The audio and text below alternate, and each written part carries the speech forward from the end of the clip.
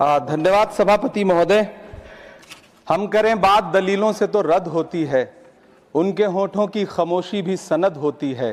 कुछ न कहने से भी छिन जाता है एजाज़े सुखन, जुल्म सहने से भी जालिम की मदद होती है।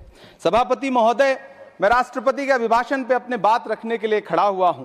उस दिन देश की संसद के गलियारों में सरकार की तारीफ करती हुई महामहिम की आवाज गूंज रही थी, तो उधर मेरे कानों में हसदेव के जंगलों में आदिवासियों को जिंदगी देने वाले पेड़ों पर चलती हुई कुल्हाड़ी की आवाज गूंज रही थी।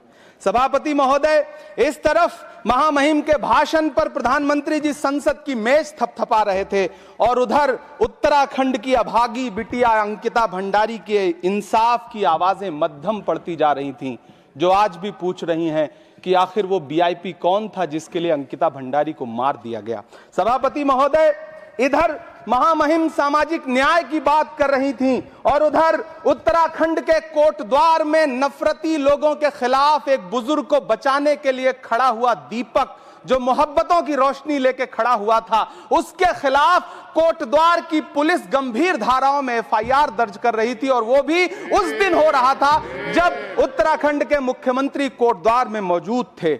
ये नया भारत है जहां दंगाइयों के खिलाफ एफआईआर नहीं होते, बल्कि अमन और मोहब्बत की बात करने वालों के खिलाफ एफआईआर दर्ज होता है। यह नया भारत है जहां असम का चीफ मिनिस्टर खुलेआम संवैधानिक प्रोटोकॉल तोड़कर कहता है कि मुसलमानों को इतना टॉर्चर करो कि वो राज्य छोड़ने पर मजबूर हो जाएं। वो कहता है कि अगर कोई मियां रिक्शा वाला 5 रुपए मांगो तो उसे 4 रुपए दो ताकि वो परेशान हो सके। ये नया भारत है जहां बरेली में खाली घर में नमाज पढ़ने पर पुलिस मुकदमा दर्ज करती है। ये नया भारत है जहां क्रिसमस की तैयारी करते हुए ईसाइयों पर सरकार मुकदमा दर्ज करती है। ये नया भारत है जहां जम्मू कश्मीर में नीट का एग्जाम क्वालिफाई करने वाले 50 बच्चों में अगर 42 मुसलमान होते हैं तो फिर मेडिकल कॉलेज की मान्यता ही रद्द होती है और जश्न मनाया जाता है। महामहिम राष्ट्रपति का भाषण में सुन रहा था।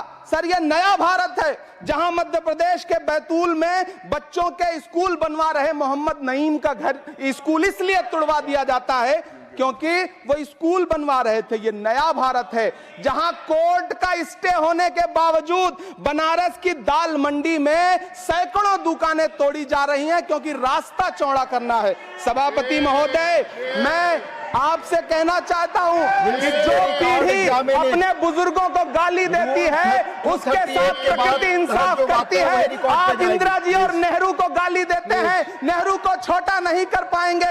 नेहरू का साथ आइंस्टीन, नेहरू का नाम आइंस्टीन के साथ लिया जाता था और आपका नाम एप्स्टीन के साथ लिया जाता है। आपको ये बात समझनी पड़ेगी। सभापति महोदय, मुझे 1 मिनट बोलने दे, मुझे कंक्लूड करने दो।